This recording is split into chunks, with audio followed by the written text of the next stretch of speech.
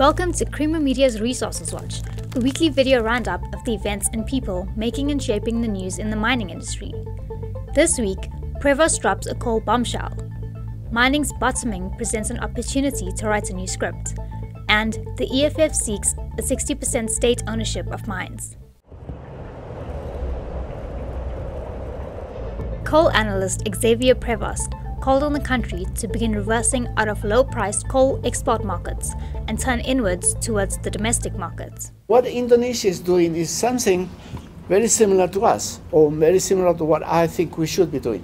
Instead of exporting large amounts of coal that you used to export, which they lost now because China doesn't take as much coal as before, they're using a lot of that coal locally in Indonesia for power generation, which is brilliant. Why don't we divert some of our coal that goes to export to the local market?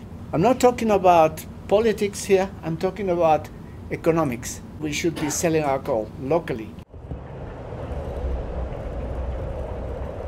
KPMG Director Muhammad Saluji presented a compelling case for the introduction of a flow-through share scheme and added that governments have the opportunity to incentivize prospecting or face the prospect of a mining industry without a future. Very simply speaking, it's an instrument which really addresses this conflict for tax purposes between the investor that makes money available into a company, and that company, typically ring-fenced entity, seeks to go into prospecting expenditure, and that venture fails, like many prospecting ventures.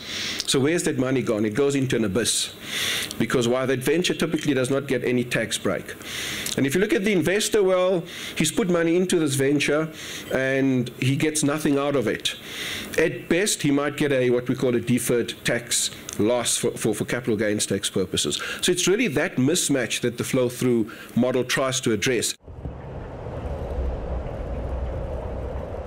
Economic Freedom Fighters leader Julius Malema called for a 60% ownership of mines, a move he says will not chase away investors. Let there be state-owned mining company which will intervene, own the mines, and give our people a living and affordable wage. Because as it is now, our people in the mines are the most exploited. Yet they work in an extremely risky environment. They go underground to make this country what it is, but they are never thanked properly. Marikana should have served as a wake-up call, but no, it's still business as usual. For mining news as it breaks, stay logged onto miningweekly.com and register for our free daily newsletter.